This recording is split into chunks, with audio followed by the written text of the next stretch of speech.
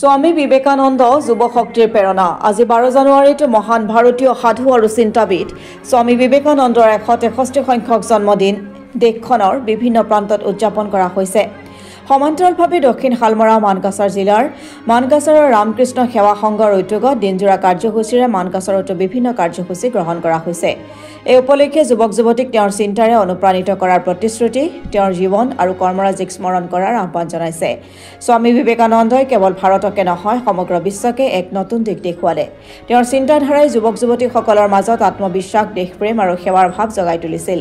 তেওঁ আমাক শিকাইছিল যে আমাৰ সকলোৰে ক্ষমতা সীমাহীন আৰু আমাৰ নিজৰ লক্ষ্যত উপনীত হ'বলৈ কঠোৰ পৰিশ্ৰম কৰা উচিত। স্বামী বিবেকানন্দৰ বাৰ্তা আজিৰ যুৱক যুৱতীসকলৰ বাবে আৰু অধিক প্ৰাসংগিক। তেওঁলোকে আমাক কয় যে আমি আমাৰ সংস্কৃতি আৰু ঐতিহ্যক লৈ গৌৰৱ কৰিব লাগে আৰু লগতে বিশ্ব নাগৰিক হ'বলৈও সাজু হ'ব লাগে। তেওঁ আমাক শিকাইছিল যে আমি কেৱল নিজৰ উন্নতিৰ বাবেই নহয়, সমাজৰ উন্নয়নৰ বাবেও কাম কৰিব লাগে।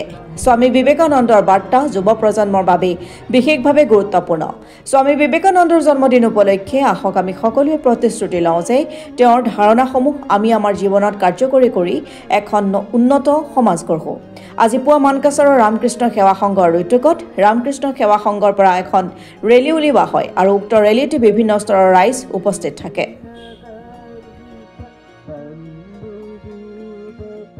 আজি 12 জানুৱাৰী 2025 চন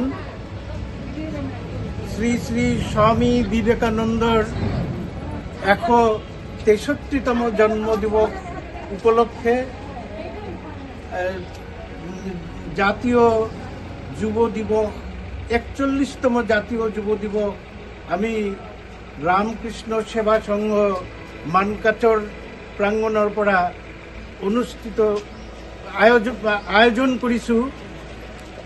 এই উদযাপন উপলক্ষে যোৱা 11 জানুৱাৰী আমি যুৱক যুৱতীৰ মাজত এটা গো এজ ইউ লাইক আৰু এক্সটেম্পৰী স্পীচ মানে হঠাৎ বক্তৃতা দিয়াৰ ব্যৱস্থা আয়োজন কৰিছিলোঁ। আজি ৰাতিপুৱা আমি স্বামীজীৰ মূৰ্তি আৰু স্বামীজীৰ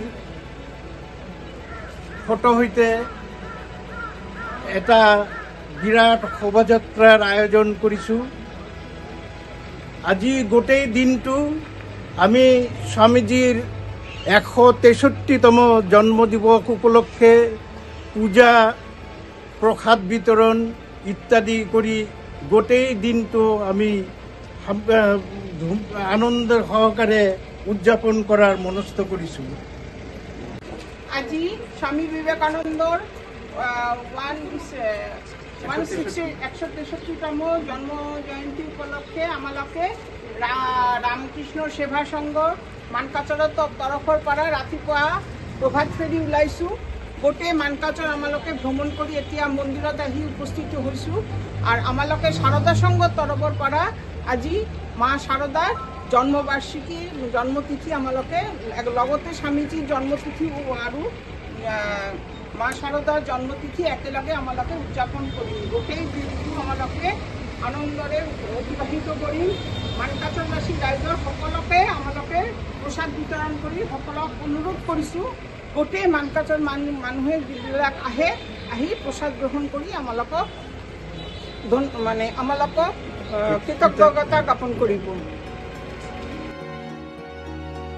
ব্যুৰ ৰিপৰ্ট অসম টুডে।